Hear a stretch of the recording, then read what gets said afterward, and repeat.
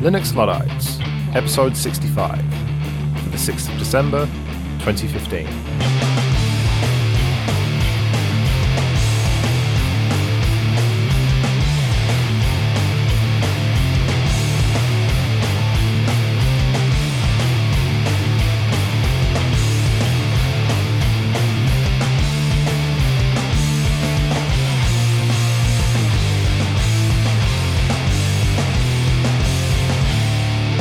Hello and welcome to Linux Luddites, the show where we trial the latest free and open source software and then decide that we like the old stuff better.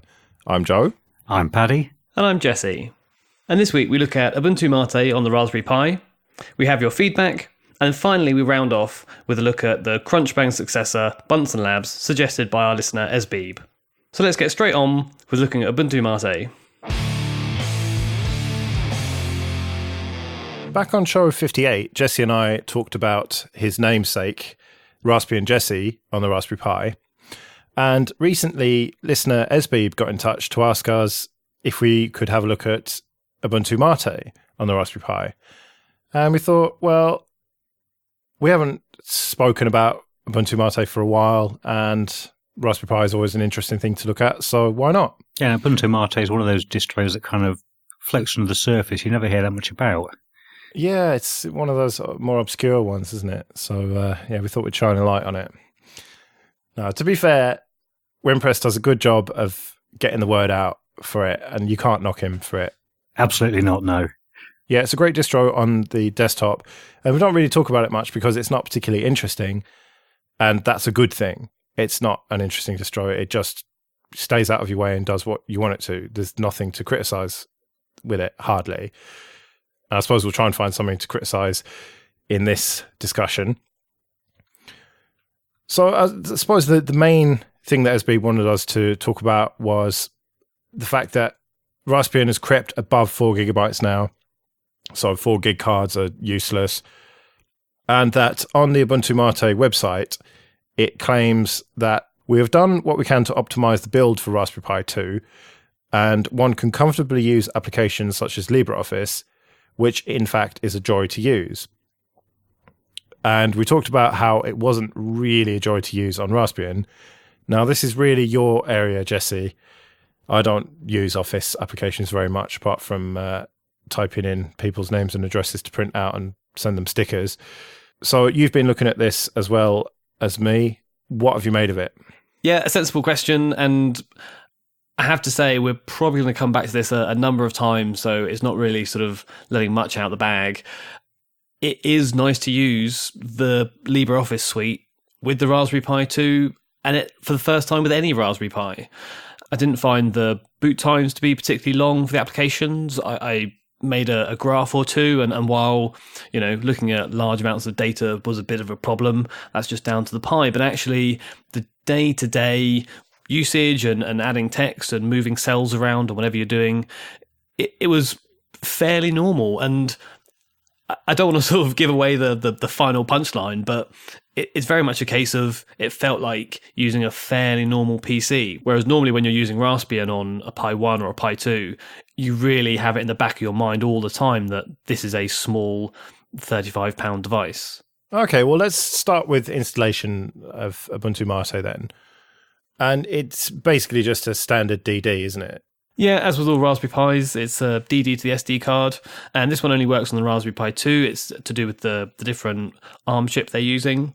So, yeah, as you say, DD it onto the SD card, and then I was a little bit surprised that once you boot it up, there's a sort of install procedure, whereas previously on the Raspbian, they've either gone through an ncurses where you sort of set whether you want to use the camera or whether you want to expand your card and things like this.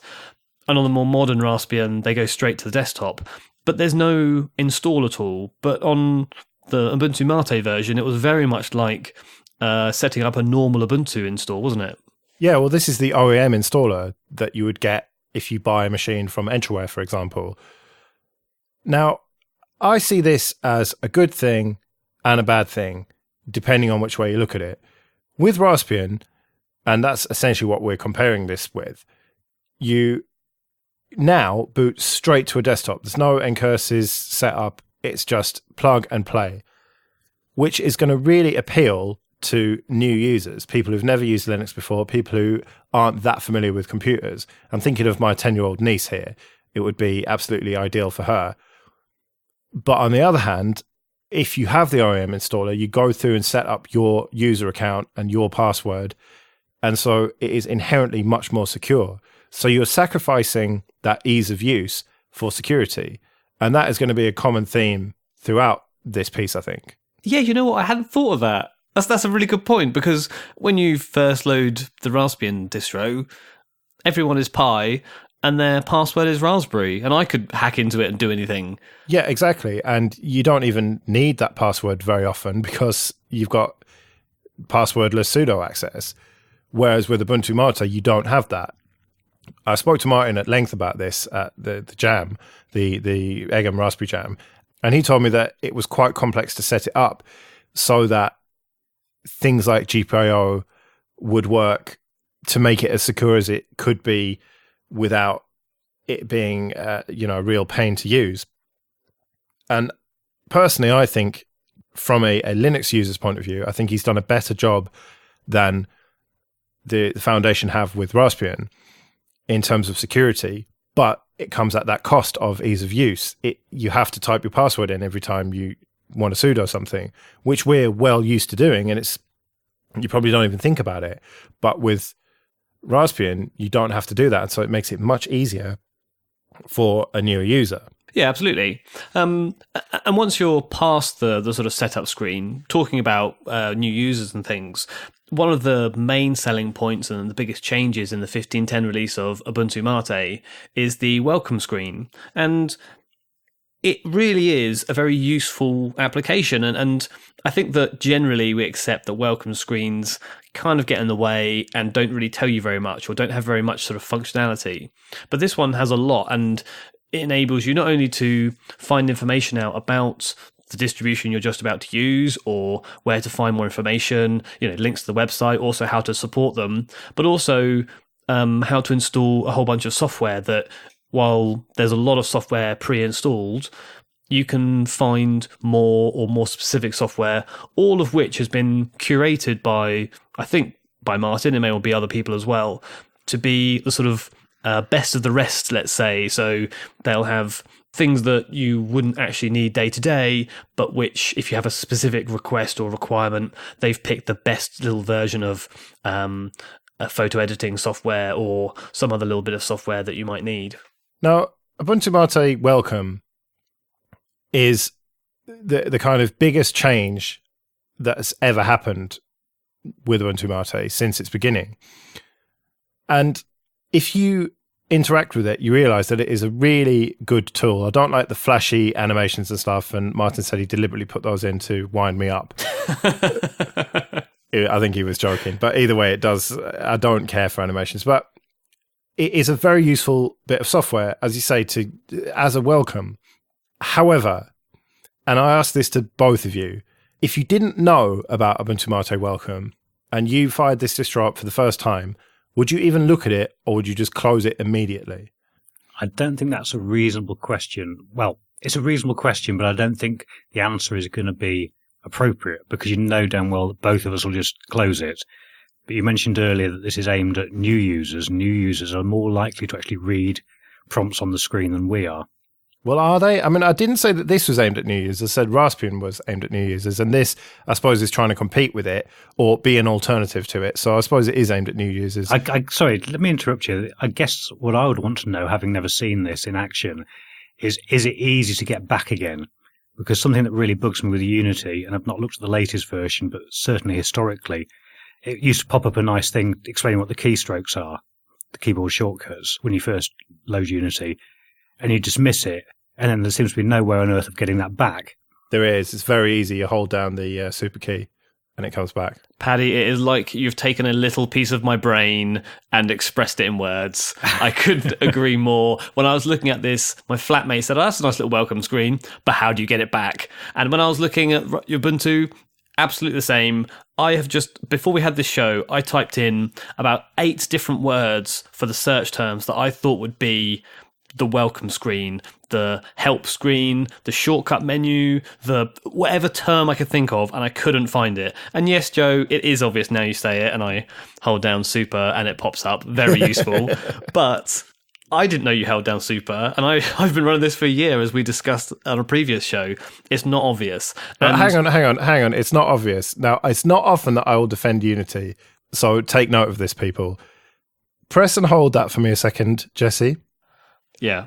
What's the first one if you look from left to right? It says launcher, super, brackets, hold, opens the launcher, displays shortcuts. The prosecution rests. User error. Anyway, in answer to your question, Paddy, yes, you go to the menu in Ubuntu Mate and system, and then you've got administration, preferences, and welcome is the third one down. And that brings it back up, and you've got full access to it, which is arguably much better than having to read it in the first place and learn that you have to hold down the super key. Yeah, so I think we're rounded off nicely that yes, it is very useful, and yes, you can find it again. And while there was no description as to where it was within the welcome screen, because I was particularly aware that once I closed it, I may never be able to find it again, I did a very quick search, and like you say, it's under system. It's very obvious. There it is. It's in the right place. It's easy to find. It pops straight back up, and you can carry on installing various bits of software and things. But the point about whether or not people would read it, I think they will, because they will be new users. And let's not forget, this is straight out of the real, in air quotes, Ubuntu Mate. So it's not like it's been produced or dumbed down or specifically for the Raspberry Pi version. And that is for new users. And the way that it's written is very short and crisp and sort of embracing and polite. It's not sort of commanding in the way that it comes across. It's would you like to do this? Here's a suggestion of how you can improve that. Have a look over here and you might find it useful. And it just has a nice way of coming across, but without too much language and without too much technical jargon. So for the reason it's there to get people up and running as quickly as possible, whilst also being aware of the other areas they can use things and installing new software or supporting the project or where to find help, I think it does a really good job. So you mentioned there that it's the same as the desktop version, the standard version of Ubuntu Mate.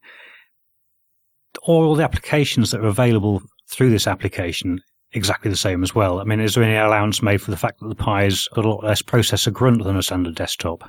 Does it run numeric rather than LibreOffice Calc? No. Does it run something like ViewNoir, a very, very lightweight picture viewer? No. It has Eye of Mate, which is the Eye of Gnome but updated. And so I don't think there's anything that is really stripped out and lightweight. It looks like it's got a full standard suite of applications that you would get on Ubuntu Mate. Yeah, it is all standard, apart from, at least in theory, there shouldn't be anything that doesn't work on ARM or isn't available for ARM. But there is a bit of a bug that Martin is well aware of, where you can tick to hide proprietary software, and then if you untick that, then suddenly loads of stuff that isn't available, like Flash, for example, appears, and you can try and install it, and then it just gives you an error. But that's a bug that he knows about, and he's going to fix at some point soon. That's kind of on the list. But it does specifically exclude, or it should specifically exclude, anything that isn't available for ARM. But otherwise, no, it's just exactly as is on the desktop version, the x86 version. Yeah, I was going to point out that little tick to avoid proprietary software as a nice touch. Okay, so this welcome application is obviously the new thing in 15.10. How does it perform, though? I mean, you started off by talking about LibreOffice and the fact that it seemed to work on Ubuntu Mate on the Pi as opposed to straight Raspbian. I mean, how does it perform as a distro? Well, it's interesting how Jesse started this off saying that it feels like a proper desktop system as opposed to Raspbian, whereas to me it feels very similar in terms of performance. I mean, you've got more features and it's a little bit slicker looking and layout and things. But ultimately, I feel that performance is not hugely different between them. I haven't done any extensive benchmarks, but I don't think it is particularly faster.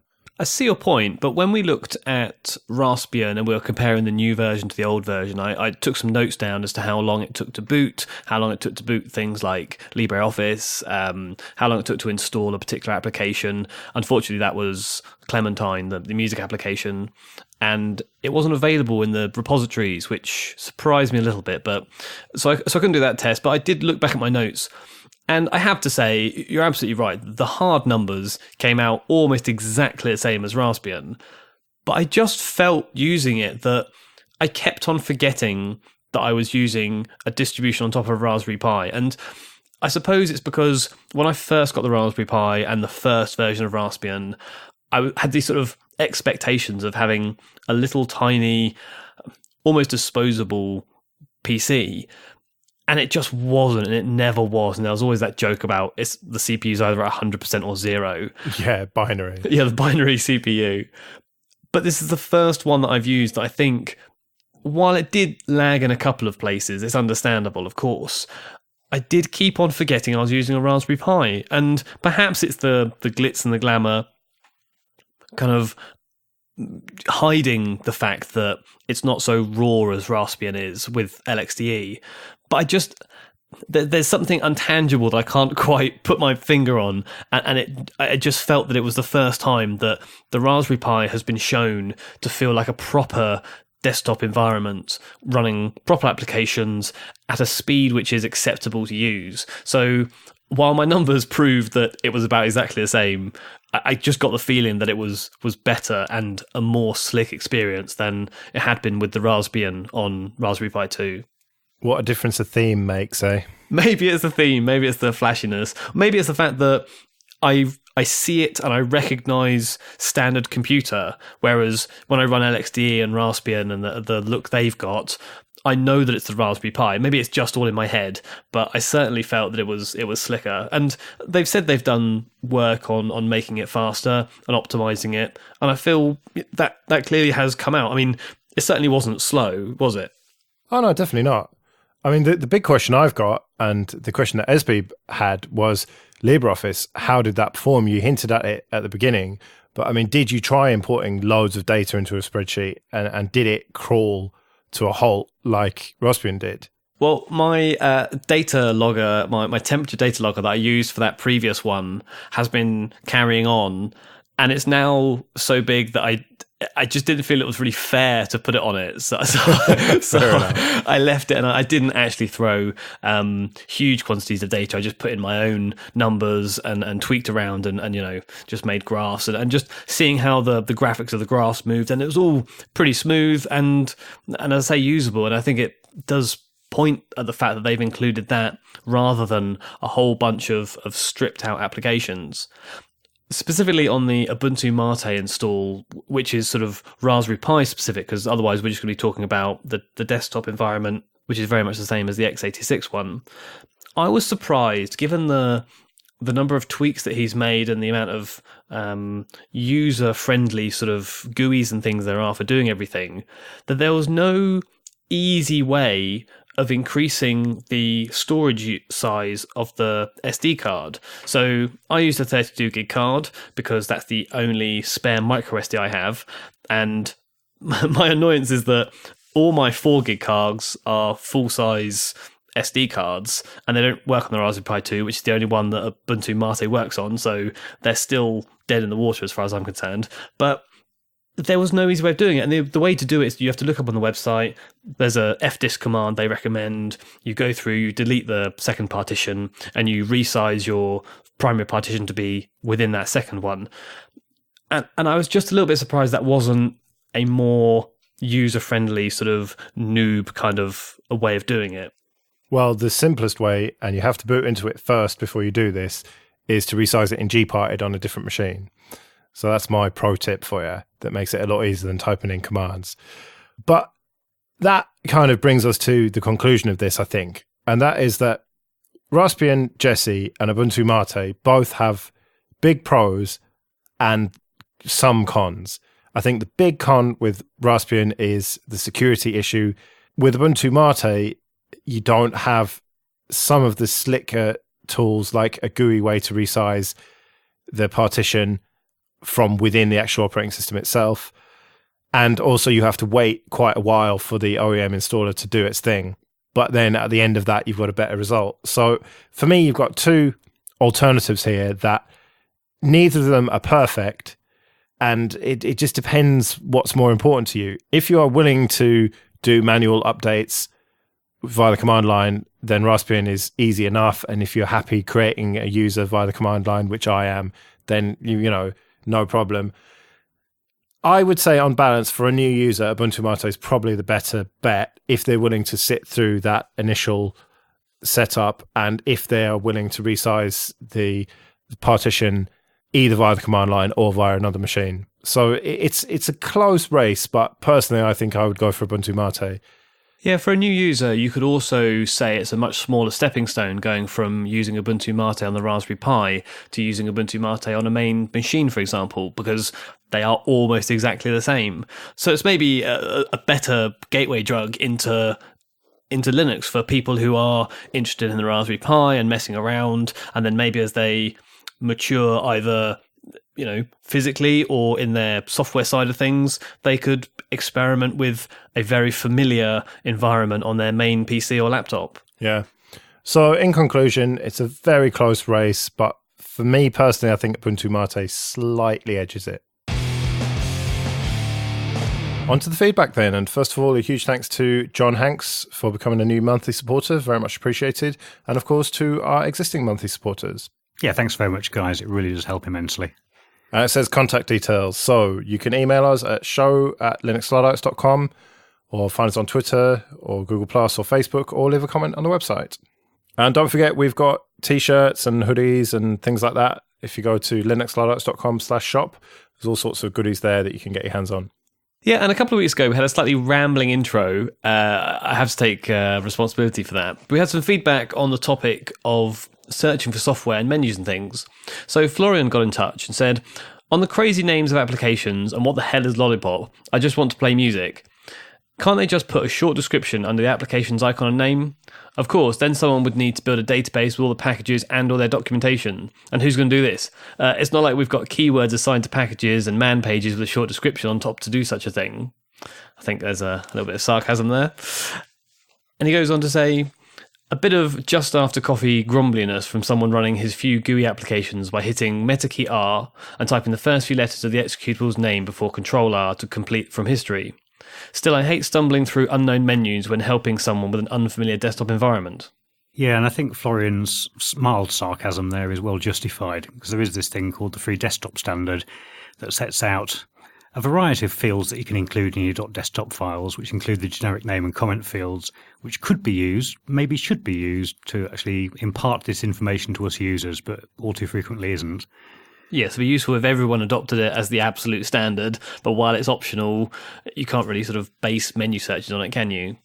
Well, I guess the question of optionality sort of goes back to the conversation we were having previously about who sets standards down and whether they're followed by different distros.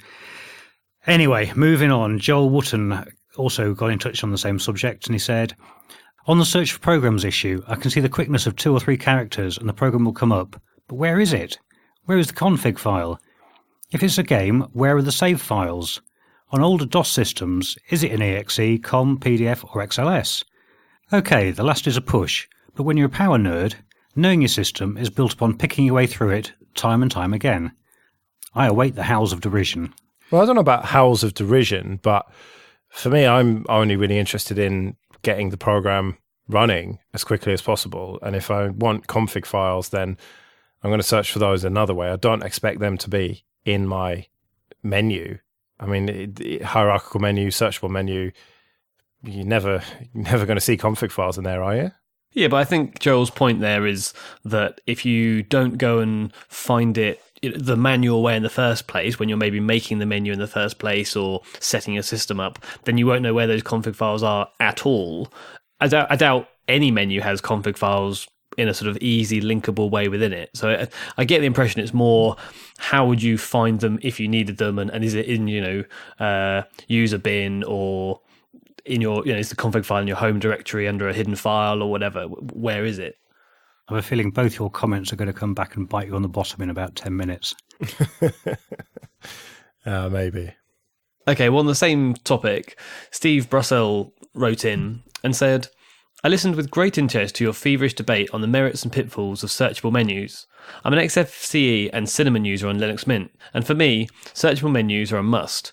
The Whisker menu was such a welcome addition to the XFCE arsenal, and I'm very glad it's included in Mint.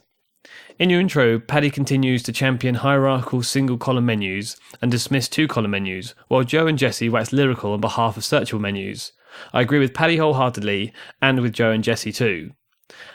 If I just pause there a minute, gents, I re-listened to our show a couple of days ago. Am I right in saying that, Paddy, you were talking about single-column menus versus two? Because that isn't how it came across to me. It isn't, but having read Steve's mail, I agree with him entirely, and I think that's largely my objection. Do you want to carry on with what he says, and we can talk about it at the end? Yeah, sure. So he continues saying, why must a hierarchical single-column menu and searchable menus be mutually exclusive? There's no logical reason.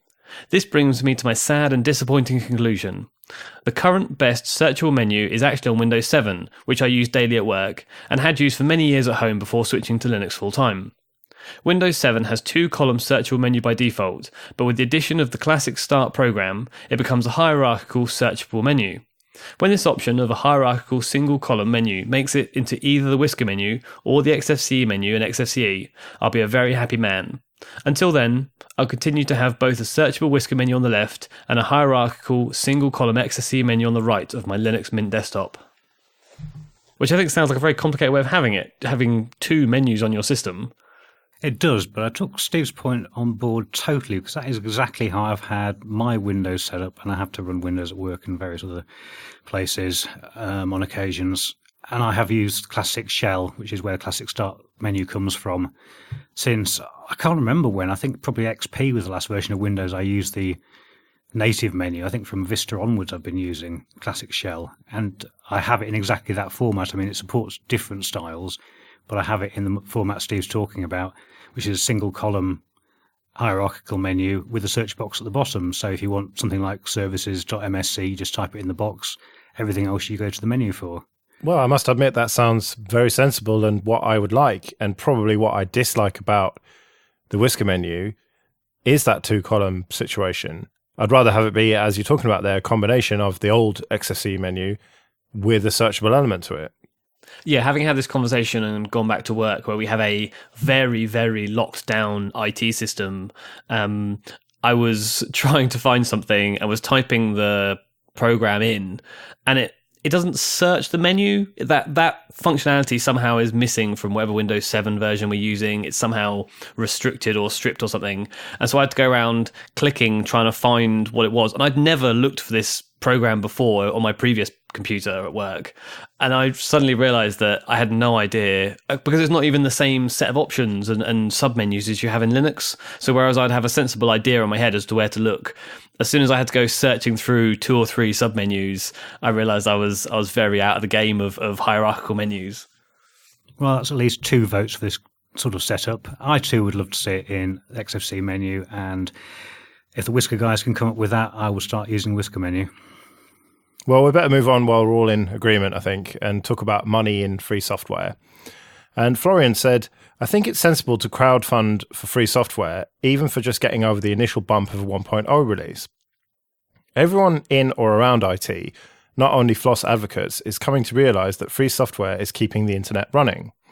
GrataPay might have been a bit too early to be successful, but we may see crowdfunding do something like the FreeBSD or OpenBSD foundations are doing, sponsoring the non-sexy but necessary projects which the devs working in their free time won't touch because they're not interested in adding fancy new features.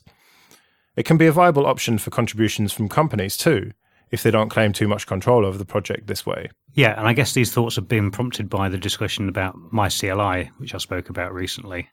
Yeah, and I agree with Florian there that it seems like a sensible way of getting the 1.0 out the door. And once you've got something which people can use and you can gain feedback from and improve, but it's actually getting enough money to get the developers or whoever expertise you need together to then get something out the door can be the biggest hurdle there is. And once you're rolling, it snowballs and off you go. So I get the point of having crowdfunding for the 1.0. Yeah, and with some additional thoughts on the topic from friend of the show, Rob Lanley. And Rob said, most people don't want to sponsor free software the same way most PBS listeners never contribute to pledge drives. There's a conversion rate between user and developer in open source too. If you're really, really lucky, in your project's entire lifetime, you'll hear from about 1% of your user base in any way. This may be in the form of bug report, drive-by patch, email with a question, tweet, etc. Only a tiny subset become regular contributors, pushing forwards the development on the mailing list. If an open source project with 250,000 regular users can get 1% of them to give an average of $5 a month on Patreon, say, that's a full-time job at Silicon Valley rates. It's not how we've historically sustained software development, but now that the tools are there, Linus wouldn't need a job at Transmeta or the Linux Foundation if he was graduating today. This is not a question of if, it's a question of when. Yeah, and that when is going to have to happen when there's been quite a change in mood and a change in focus of people in the way they pay for things. I think the app stores and things that you get where it's $3 for an application, and then you go and look at the price of something which is a similar application on a proprietary operating system will be $30, and people find it difficult to sort of balance that price, and that it's suddenly everything's a lot cheaper. And the idea of paying £5 a month for something that you use all the time is a little bit alien, but let's hope that slowly but surely that view changes and you get these kind of micro payments so that people can continue in the products that everyone uses. Anyway, changing topic completely, Nathan D. Smith got in touch to say, let me add a plug for my favourite online backup thing, Tarsnap. It uses S3 on the back end, but everything is encrypted with a local key, which you must preserve if you want to recover. Charges are based on daily capacity and bandwidth. So far, it's very reasonable. I've been backing up my VPS since Halloween and haven't managed to spend $1. That does sound pretty reasonable. Yeah, I'm always sort of wondering about these online backups, because the problem I have is if you're backing up vast amounts of data, you never get to the point where you've actually got it all stored on the cloud, because it takes so long with your upload speeds and things, which is why I always think it's better to have a friend or family member with a hard drive in their house, and you can put a Raspberry Pi on and ping it to them, or find some other way of getting the data in mass lumps over to wherever it is you're backing up. But if Tarsnap's working for you, I might have a little investigate and see if it's a sensible option. No, what you need is a big stack of DVDs. Don't start that again. And a nice dry, warm warehouse. Yeah. Dark as well. So yeah, there is a few sort of random odds and sods in here, and we heard from the Manchester's Open Right group, who said the UK government doesn't need to call out specific tech in their IP bill, e.g. by requiring broken encryption, you can crack your first Tor hop. So that was fairly brief because it was a tweet, but I think it gets the point across that while a lot of people are using Tor because they think it's the right thing to do, it's been proven to be cracked, and so it's not actually as secure as everyone who's using it is hoping. Yeah, that was presumably in response to, I think it was you, Paddy, was saying that Tor is suspiciously absent from any of the kind of talk of what's going to be banned, encryption and stuff like that. Well, going back even further, and we had an email from Charles Stell about our interview with Lucas F. Hartman. And Charles said, the interview with Lucas was very interesting. It reminded me of the days when I wrote assembly for the Atari 800 back in the early 80s. The 4 Ps came to mind immediately: peek, poke, push and pop. This was on a Rockwell 6502 platform, but it applies to most microcontrollers. I think the reasoning behind the way the Pi is presented to students might be to avoid the joys of compiling, testing, debugging, editing, recompiling and so forth. It might put off many students that will stick with an interpreted language. If they stick with bit twiddling, they will eventually learn of the benefits of compiled code and perhaps try it. One of my friends says he'll just buy a faster machine to run the interpreter. Well, that's one solution, isn't it? That seems to be the solution that a lot of devs go for. Yeah, needless to say, I emailed Charles back and commiserated. I do think people are really missing out the actual connection between the software and the hardware and people's understanding of both. And that was something we were trying to get across in that interview with Lucas. But in the kind of defense of the Raspberry Pi, that's not what it's trying to do, is it? It's trying to get kids interested in the first place. And I don't know, when I was a kid, I had a pretty short attention span, and I can only assume that that's got worse with, the multimedia world in which we live. And so surely you need something that grabs their attention straight away and that is easy and they can get results from, things like Scratch. Whereas, trying to get, down and dirty with complicated stuff like compiling and, actual learning how the hardware works, that comes later, surely. But does it come at all, I guess, is the question these days. Well, that is the serious danger, yeah. And I think that ultimately it is going to come later for those who are seriously interested. But I don't think you're going to find more people who are seriously interested. That's not the right way to say it. The right way to say it is this, that you might potentially find kids who would have otherwise not been exposed to computers and coding with things like the Raspberry Pi, but don't expect all of the kids that you expose to it to be interested in it, because that's just unrealistic. But you're worried about that next step, Paddy, to the hardware interaction and how the software and the hardware are becoming one, rather than just the sort of abstracted layers and things. But I know you're not going to like this, but is that needed? Is that really necessary? I know it's nice to have, and it's a sort of a hark back to ye olde time. But I wonder how many people who are really doing a lot of programming and producing of applications and programs and things, even though it's their day job, whether they have that level of knowledge. Yeah, and I guess the argument, if I'm arguing with myself here, and accusing people of being mere users, if you like, of appliances, which is what we're talking about. Even back in the olden days, you wouldn't be making chips yourself. You'd be buying a chip off the shelf, be it a 6502 or whatever, Z80 in my case, and learning how to code it in assembler. But you weren't actually designing and building it yourself. So there is a level of abstraction there inherent. Yeah, and it's just how big can that level of abstraction be before it becomes a problem? Is there any level where it becomes a problem? If the code that you're writing gets the job done, does it really matter? I think it does, but I can see people's argument that it doesn't. It sounds like a very similar topic to a podcast that was on recently. Can I just ask what the 4 Ps are? I see there peek, poke, push and pop, and I'm pondering what those are pertaining to.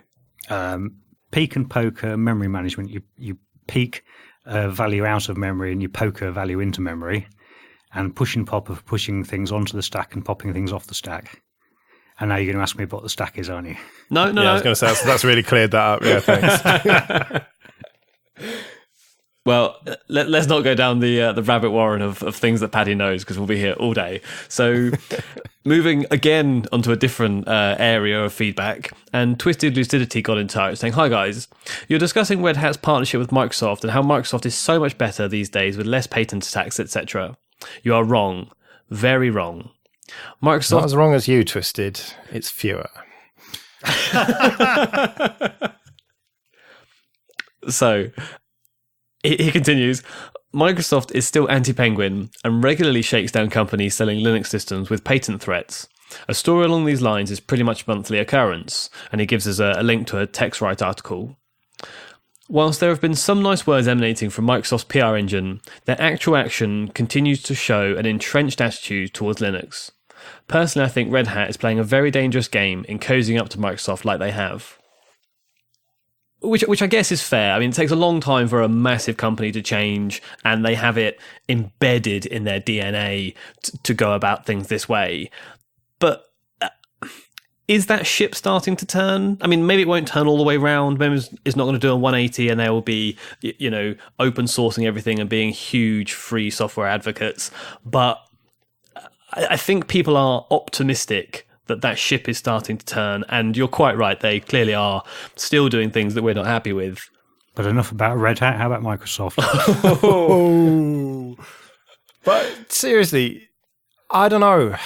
It looks as though the Microsoft ship is starting to turn, but maybe that's just the PR department is starting to turn.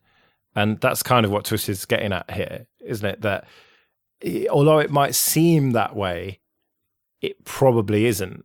Yeah, Yeah, I guess so, and it's quite right to point out that there are articles coming out monthly which point towards the actual true Microsoft, and just because they're putting out some nice PR and getting handshakes with Red Hat and things, maybe it's just optimistic that people are going to change or companies can change.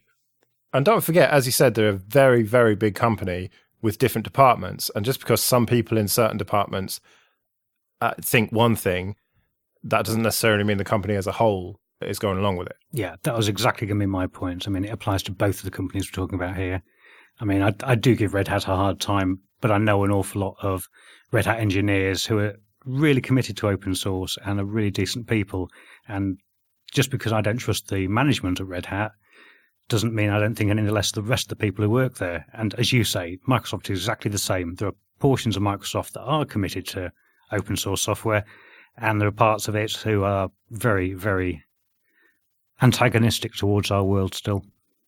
Well, we've got some feedback on open conferences and stuff, and Henry Sprogg was good enough to introduce himself at OggCamp to Joe and Paddy, so I'm going to refuse to read his feedback, and one of you two can. Okay, he said, during your over a pint discussion, some good ideas were put forward.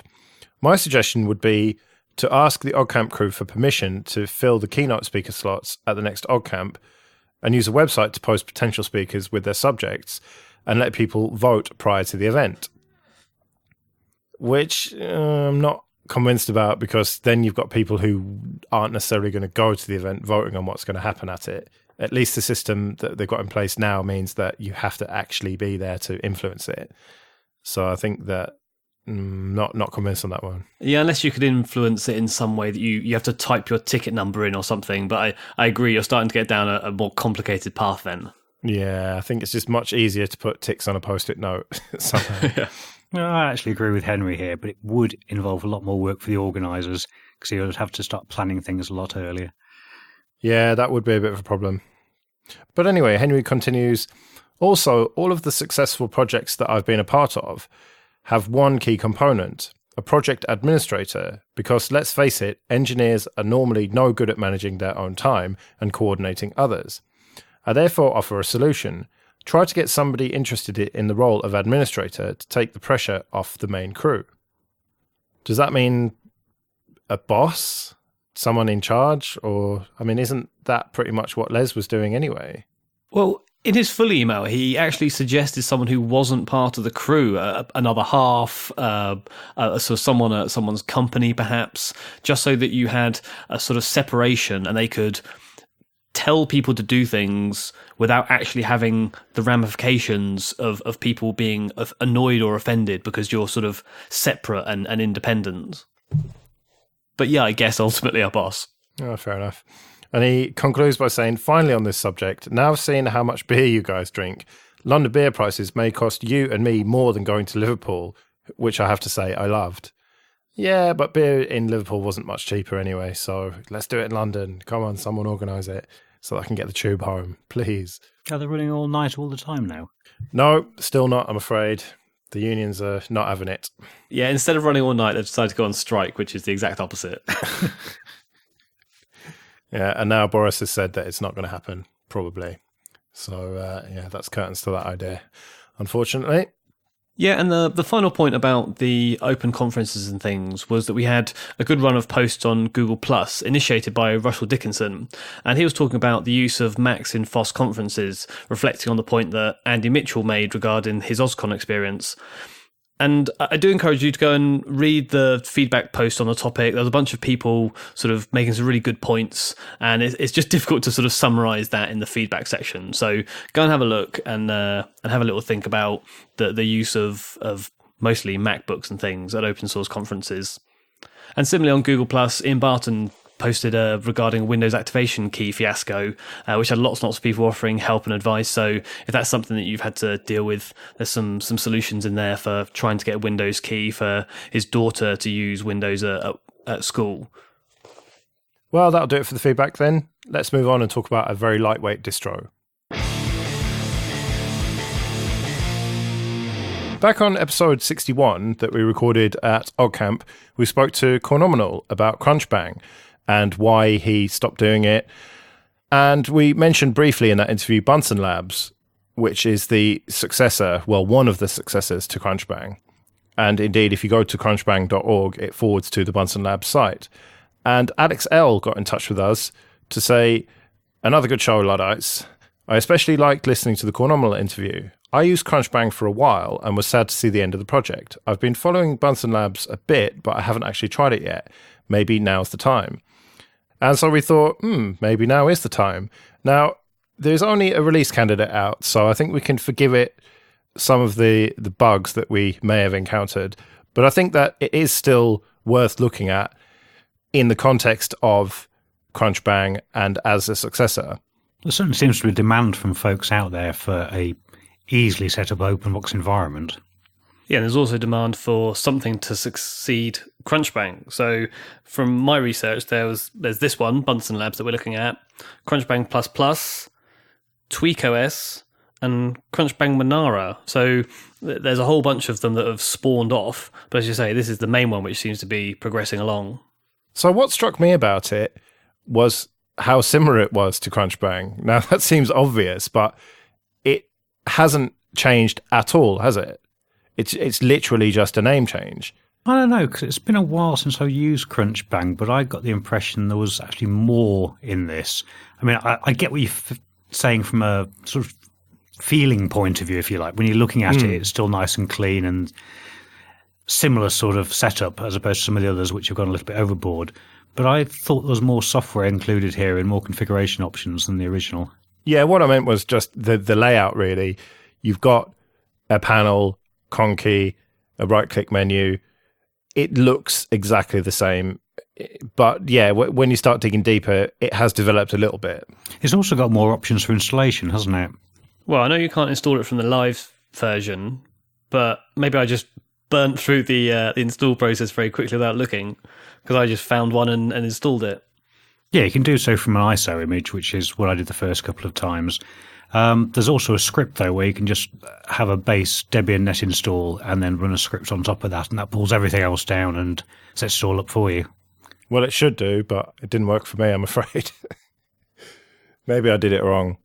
What problems did you hit? Well, I didn't do it properly because I tried to do a net install a couple of times and that failed on, I can't remember what it was. BusyBox wouldn't install, and so I thought, right, I'm running out of time here. So I just installed an LXDE Debian Live image and then tried to install it on top of that, running the script, and that didn't seem to work. When I logged out, there was just no option for BunsenLabs, and OpenBox just gave me a straight OpenBox. And actually, I tried it with the repository method as well. I tried adding the repositories to Ubuntu because I thought, hey, let's try and break it. And that just didn't seem to work. And in Debian, it didn't seem to work either. So it's probably user error, but I'm afraid I had no luck. The only luck I had was installing it straight from the ISO. Oh, that's interesting, because I didn't try the repo method, but the install script way of doing things went absolutely fine for me. I'm sorry. I thought it was interesting how they did that, though, because I was expecting there just to be some giant bash script that did everything, and they've actually got it so it pulls down packages so they can keep things updated. And I've kind of got mixed feelings about that, because it does make that side of things a lot easier, but I think it hides an awful lot of what's going on. And while you can read through the scripts and see the packages that are being installed and some of the other odds and sods that are occurring, you're not really getting a feel for exactly where and how all the scripts are being configured, because they're arriving as part of the packages. So I would have thought a plain script would actually have been more instructive to the end user, if that's half of the idea here. I suppose because you've got an ISO image for people like me and Jesse who just want to get it up and running straight away. And yeah, maybe something that's easier to read would make more sense for the hardcore people like you, Paddy.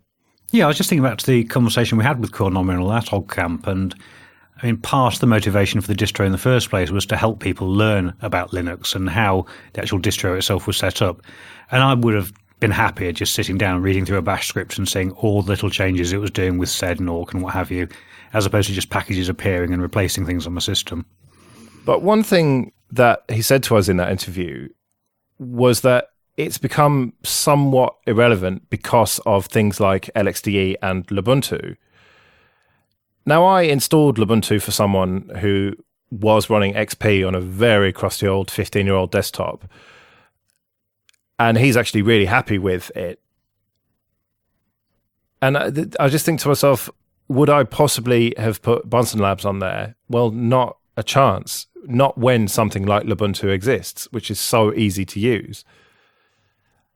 And so I had argued that Crunchbang was still relevant and therefore BunsenLabs was. But to whom is it relevant? Certainly not new users, and even relatively experienced users like me. I just can't see the reason why I would use it when something like Ubuntu exists. And I think it took actually installing this and running it for a bit to make me realize that although it is very slim and very lightweight, Ubuntu isn't sufficiently heavier for me to use something that is less easy to use than Ubuntu. How much of that do you think is down to menus? And I specifically say menus because BunsenLabs has got a great set of pre-installed software and also an install this application link on a lot of the menus. And when you do so, it updates the menu for you automatically. But obviously being open boxed, if you install anything that isn't there, you have to go and manually tweak things to get it to appear. And that doesn't happen on a lot of other desktops. They automatically appear. I think that's quite a major factor for a lot of people. Is that kind of what you're thinking about? Yeah, it is. I mean, if I could have something like the Whisker menu, I hate to harp on about it too much, but if I could have something like that, then it would make it a lot more attractive if it would auto-populate with new software as well. If I didn't have to get into the configuration. I mean, when we looked at the various Boxen a couple of months ago, that made me realize that, yes, if you're willing to invest the time, it can be exactly what you want it to be. Whereas I don't really have time for that these days. I just want something that will work out of the box or with very easy GUI tweaking like Ubuntu. So you're kind of harking back to the conversation we had last week when we were talking about the boringness of desktops and it just working. Exactly. Yeah. I want something, generally speaking, that will just work. If I've got a really old machine, like that 15-year-old desktop, I don't want to have to mess around. I installed and updated and configured it within about an hour. Whereas if I'd had to do that with something like BunsenLabs, it would have potentially taken me a lot longer than that. But that's not to take away from how good it is at what it is, because it is very lightweight, it is very configurable, it does what it's supposed to do. And it is for a more advanced user who wants to tweak it a little bit, but wants to start off from quite a sensible default. So I don't want to knock it too much, but I just think for me personally, it's become a little bit irrelevant because of LXDE.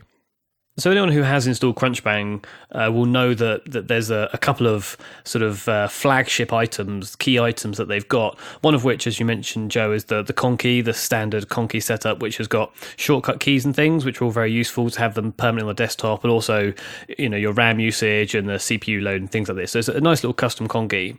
But also when you first boot, there's a setup script which can run through installing a few things and configuring things for you, which I quite like the fact that it had this is page 1 of, I think, 15, and it showed you as you go through it, that counted up, so you knew where you were. And it also had a lot of very sort of chatty descriptors. So, for example, it says, this is a fairly stable operating system, but there are some things that are risky. For example, installing PPAs and packages which use a newer version of libc6. So it sort of explains things in a fairly simple way. Yeah, it goes through doing a dist upgrade for you and offers you things like printing support and various other little tweaks. But I have to say, it sort of crashed halfway through. It gave me an error, and then I had to rerun it to complete it and skip a couple of steps, because I think printing support I wanted to add and test, but that just didn't work. And this is a release candidate. It's not a final release, so I don't want to dwell too much on that. Hopefully that will get fixed. But the idea of this script is very nice, and I think it's something that people could do well to take into other distros, perhaps to put a slightly nicer GUI on top of it rather than just running in the terminal, But as a principle, I think it's a very good idea, especially the doing security updates, which I always go on about.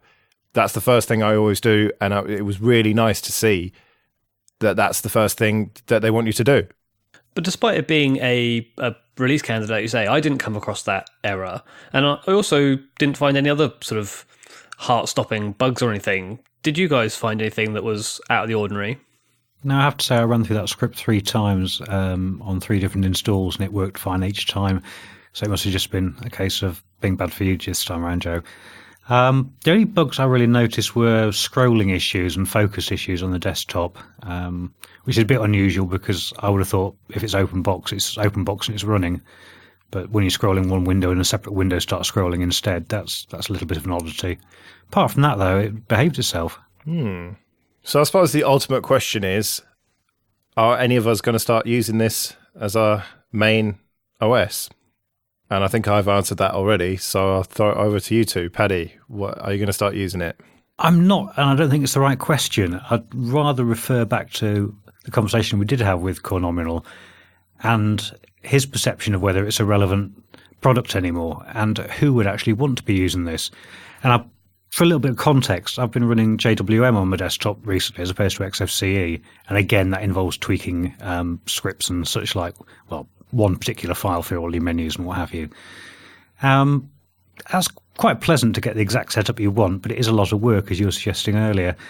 And Crunchbang, historically, and particularly this version, which has got a little bit more featureness to it than the original, I believe, it's kind of in a weird position where it's trying to appeal to people who want to tinker and know what they're doing, but actually giving it to them out of the box, pre-set up with somebody's idea of how things should be.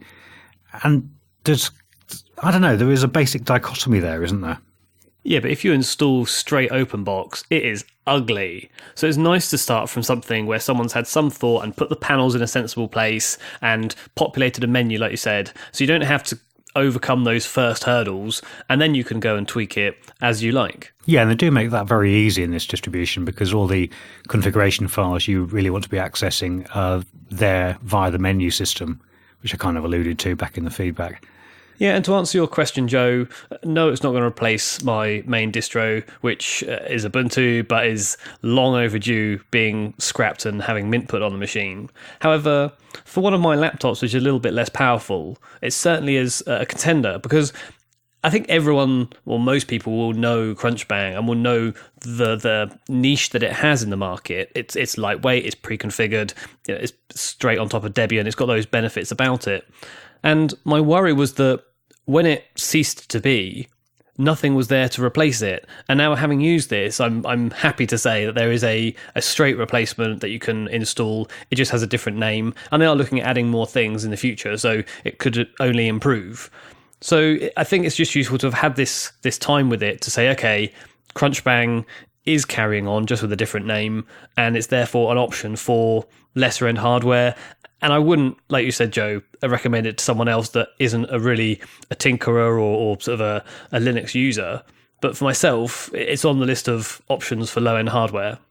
As you say, it's good to know that it's still there, even if it's got a different name, and it's going to sit slightly lighter than Ubuntu in my Linux desktop arsenal, even if I don't find myself bringing it out all too often. But with that, we come to the end of another Linux Luddites. You can email us at show@linuxluddites.com or find us on Twitter or Google Plus or Facebook communities, or leave a comment on the website. Thanks for joining me, Paddy and Jesse, and thanks to everyone for listening. We'll see you again next week for more Linux news, reviews, comment, and generally being grumpy. Goodbye, everybody. Goodbye, all. See you later.